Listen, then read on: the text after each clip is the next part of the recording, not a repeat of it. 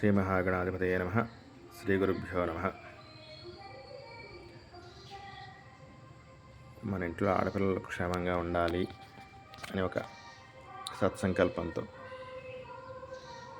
ఏం చేయాలి అని ఒక ప్రశ్న వచ్చినప్పుడు స్త్రీలకు రక్షణగా ఉండే తల్లి బాలా త్రిపుర సుందరి అమ్మవారు చక్కగా మీ ఇంట్లో ఆడపిల్లల చేత శ్రీ బాలా త్రిపుర సుందరి అమ్మవారి యొక్క ప్రార్థన చేయించండి.